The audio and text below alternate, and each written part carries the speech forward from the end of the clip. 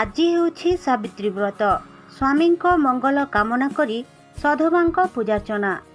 ଓଡ଼ିଆ ପରମ୍ପରା ଅନୁଯାୟୀ ଆଜିର ଦିନରେ ବ୍ରତ ରଖିଥାନ୍ତି ସଧବାମାନେ। ସ୍ୱାମୀଙ୍କ ଦୀର୍ଘାୟୁ କାମନା କରି ସାରା ଦିନ ଉପବାସ ରଖିଥାନ୍ତି ପତ୍ନୀମାନେ। ଆଜି ଦିନରେ ବ୍ରତଧାରୀ ମହିଳାମାନେ ଅନ୍ନ ଗ୍ରହଣ କରୁନଥିବା ବେଳେ ପୂଜା ଶେଷରେ ଫଳାହାର କରିଥାନ୍ତି। ଯମରାଜଙ୍କ କବଳରୁ ସତ୍ୟବାନଙ୍କୁ ଫେରାଇ ଆଣିଥିଲେ ସାବିତ୍ରୀ। ଏହି ପୌରାଣିକ ଗାଥାକୁ ପାଥେୟ କରି ଏହି ବ୍ରତ ପାଳନ କରାଯାଏ। ମନ୍ଦିର କିମ୍ବା ଚଉରା ମୂଳରେ ପୂଜାର୍ଚ୍ଚନା କରି ବ୍ରତ ପାଳିଥାନ୍ତି ସଧବା ମହିଳାମାନେ।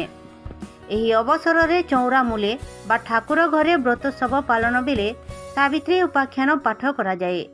ବାସ୍ତବରେ ଏ ପୂଜାର ଆରାଧ୍ୟା ଦେବୀ ହେଉଛନ୍ତି ମା ସାବିତ୍ରୀ। ବଲାଙ୍ଗୀରରୁ ମହେଶ କୁମାର ବଗର୍ତ୍ତୀଙ୍କ ରିପୋର୍ଟ, ଗ୍ରାଉଣ୍ଡ ପ୍ଲସ୍। जय माँ समलेश्वरी। माँ समलेश्वरी पीठरे प्रतिवर्ष ज्येष्ठ अमावास्या आम समस्ते मिलिमिशिक एठारे पालन करसूँ। और आज भी सही पर्वटा आम बहुत धूमधाम रे मिसिक समस्त उपवास रहीक निजर हजबैंड मान लगे आज मानसिक कर पूजा करुचु।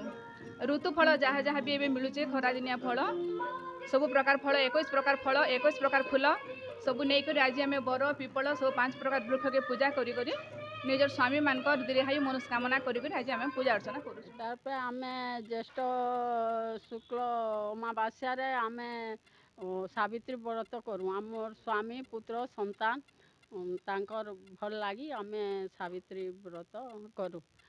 आउ तुलसी बर पिपल पूजा करूँ।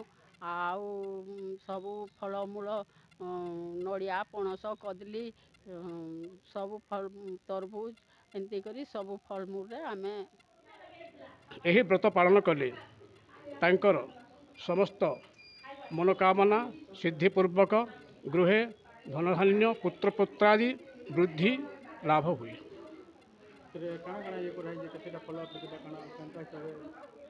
एथरे तो गोटे कलश स्थापन हेब लक्ष्मी नारायण पूजा तार संगे संगे सावित्री सत्यवान पूजा तापरे आमर जो तार बट वृक्ष अश्वस्थ वृक्ष निम्ब पलाश वृक्ष वृक्ष पूजन हुए एवं 21 जगार पूजा हुए।